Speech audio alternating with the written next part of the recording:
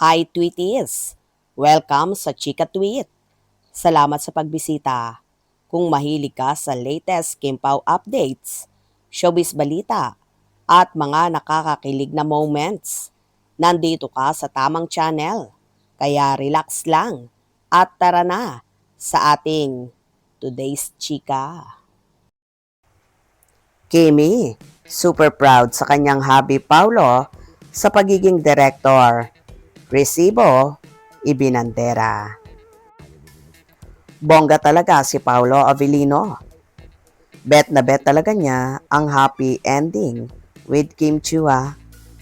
Well, kalat na nga na bukod sa pagiging leading man, nagpakitang gilas din si Paolo bilang direktor dahil siya nga mismo ang nagdirect ng nakakakilig na alternative ending nila ni Kim.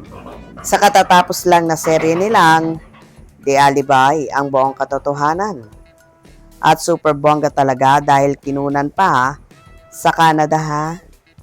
Sa Instagram story nga ni Kim, ibinida niya ang behind the scenes at director side ni Paulo na hands-on sa set. Habang personal na inaayos ang mga kuha ng anggulo para masiguradong swak ang bawat eksena. Nakalagay pa sa caption ni Kim, "An ending you don't want to miss." Maraming salamat sa lahat ng nagmahal at sumuporta sa The Alibi. This last scene was shot in Canada and directed by at Pau Avellino. O diba, bongga talaga. Kabugero ang lolo mo. At yes, talaga namang napawaw ang mga fanay sa unexpected alternative ending dahil ibang-iba ito sa version na ipinalabas sa Prime Video kung saan nategi na dedo ang karakter ni Paulo na si Vincent habang sa TV version ay buhay nga ito at nakamit nga ang happy ending kasama ang karakter ni Kim na si Stella. Siyempre, kuhang-kuha ng Kimpaw ang kilig ng mga fanay sa finale episode nitong nagdaang Biyernes, July 24. Dahil maliban sa happy ending, may bonggang halikan pa sila. At heto nga ang mga chika ng Kimpaw Ladya.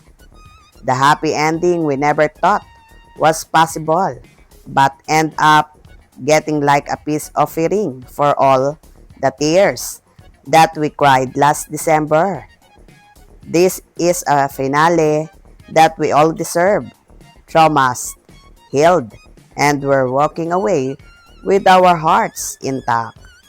Ang sarap sa eyes ng HD. Lakas maka-Korean novela ng Canada scene. Sana mag-direct ka pa ng future project nyo ni Kimi. This Canada scene means so much to me personally.